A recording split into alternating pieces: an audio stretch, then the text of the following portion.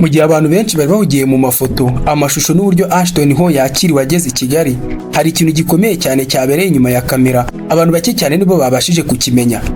Iyi ni inama yahuje Rwanda Development Board RDB ndetse n'abantu batatu bari kuvugisha benshi ku mbuga nkoranyambaga uyu munsi: Ashton Ho, Ashton Small uzwi cyane nka Kagarara, ndetse na Indian Ashton Ho.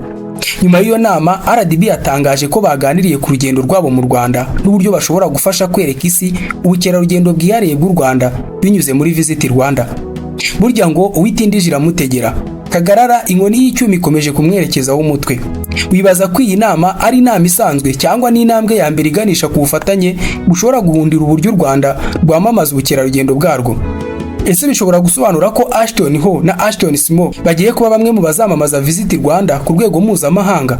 Ntiza amatwi n'umwanya nkuramburira inyandiko twerekeza imboniyo aho tugiye kurebera hamwe ibyabaye muri iyo nama, impamvu RDB ishishikajwe n'aba bakora content n'iki bishobora gusobanura ku hazaza h'iki cyamamare cyacu Kagarara ndetse naho bukerarugendo bw'u Rwanda. Ashton Ho cyangwa se Kagarara na Ashton India, aya ntakiri amazina mashya mu matwi y'abanyarwanda bose. Twese abo bukubumva ni nkuko bakubwira inkuru za Tanaziyas muturanye, wahita uzumva neza cyane. Niyo mpamvu ibyo tutabitindaho cyane, gusa reka mwibutse uwo ari we n'umwihariko we. Kuki yabaye icyamamare kuruta abandi bose? Ashton Ho ni umunyamerika uzwi cyane nk'umutoza wa fitness, imyitozo ngororamubiri, rwiyemezamirimo ndetse n'umwe mu bakora content bakurikirwa cyane n'abantu benshi ku isi. Yamamaye cyane kubera video ze za morning routine, imyitozo ngororamubiri, ubuzima bufite discipline ndetse n'uburyo akora amashusho ya cinematic akurura abantu cyane. Nubwo hari ababifataga nk'ibintu bikabije cyane cyangwa se bakabigira urwenya, ibyo ntibyabujije ko akomeza inzozi ze kubaka izina rikomeye cyane. Uyu munsi akurikirwa na za miliyoni nyinshi z'abantu ku mbuga nkoranyambaga, nawe wasanga wamaze kwinjira mu uwo mubare. Kandi buri video yose ashyize hanze ishobora kugera ku bantu babarirwa muri za miliyoni mu masaha make cyane. Ibyo nibyo bituma izina rye uyu munsi rifite agaciro gakomeye cyane mu bijyanye no kwamamaza, kubaka isura y'ibigo cyangwa se ibihugu runaka. Mu Rwanda no muri Afurika, benshi batangiye kumenya Ashton Ho babikesheje umusore witwa Enoch Uwizeye uzwi cyane nka Ashton Small cyangwa se Kagarara. Mu ntangiriro, Kagarara yatangiye gukora amashusho menshi cyane yigana uburyo Ashton Ho akoramo video ze.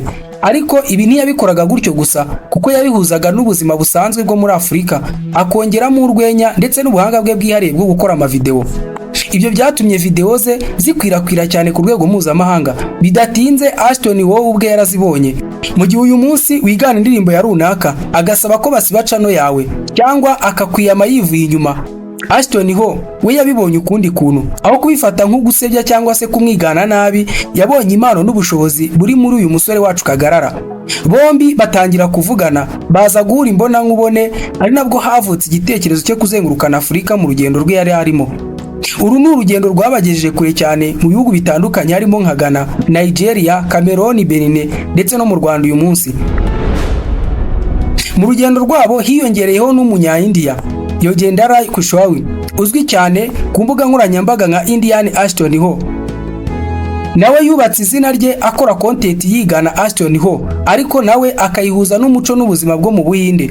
Ibi byatumye uru rugendo rwe rutaba rw'umuntu umwe gusa, ahubwo rubi rw'ihuriro ry'abakora content baturuka mu bice bitandukanye by'isi. Bose bahuriye ku gitekerezo kimwe cyo gukoresha social media mu kugera ku bantu benshi, mu gihe Ashton Ho na Indian Ashton bo bahuriye ku gitekerezo kimwe cyo kwigana Ashton Ho w'umunyamerika. Mu gihe ibi byose byarimo biba, inyuma ya za kamera habereye inama yahuje aba ba creators na RDB. Kuwa 11 Nyakanga 2026, aba bakora content bahuye n'umuyobozi mukuru ushinzwe ubukerarugendo muri RDB, Irene Murerwa. Nkuko RDB yabitangaje, baganiriye ku rugendo rwabo mu Rwanda ndetse n'amahirwe yo kwereka isi ubunararibonye bwihariye igihugu gifite mu bukerarugendo. Icyakora RDB ntiyatangaje amakuru arambuye ku byo baganiriye cyangwa niba hari amasezerano bahise basinya. Ariko kuba iki kigo cya leta gishinzwe iterambere n'ishoramari cyarakiriye aba creators b'ibyamamare nk'aba kikabaganiriza ku bukerarugendo bw'u Rwanda, ni ikimenyetso simusiga cyerekana ko hari icyizere kibabonamo. Ibi kandi bije nyuma y'umunsi umwe gusa aba bashyitsi bageze i Kigali mu rugendo rwabo rwo kuzenguruka Afurika. Nugeze aha ushobora kwibaza uti kuki igihugu cyagira n'inama n'abakora video zo kuri YouTube cyangwa se kuri TikTok nk'izi? Igisubizo kiri muri strategy ya Visit Rwanda. Mu myaka ishize u Rwanda rwahisemo kwamamaza ubukerarugendo bwarwo mu buryo butandukanye. Twabonye ubufatanye n'amakipe akomeye cyane y'i Burayi, twabonye kwamamaza muri NBA, twabonyemo no gukorana n'indi mikino mpuzamahanga. Ariko isi iragenda ihinduka. Uyu munsi abantu benshi mbere yo gutembera ahantu runaka hatandukanye babanza kuharebera kuri TikTok, Instagram cyangwa YouTube n'ahandi. Niyo mpamvu influencers cyangwa se abantu bafite audience nini cyane bagenda babigenzi kurusha uko byahoze. Iyo umuntu akurikirwa cyane na za miliyoni nyinshi, iyo ashyize amashusho y'igihugu runaka hanze, abashobora gutuma abantu benshi babarirwa mu mamiliyoni bakimenya mu masaha make cyane. Mu rwego rwa marketing ibyo bifite agaciro gakomeye. Ibisa neza no kubyukira iburyo, Aston Simon na bagenzi be ndetse n'u Rwanda muri rusange kwibuye rimwe bagiye kuzifatira rimwe ari ebyiri. Ibaze nawe niba ubufatanye bwakomeza kugera ku rwego rwo gukorana beruye. Hari inyungu ebyiri kandi zikomeye cyane zishobora kuboneka.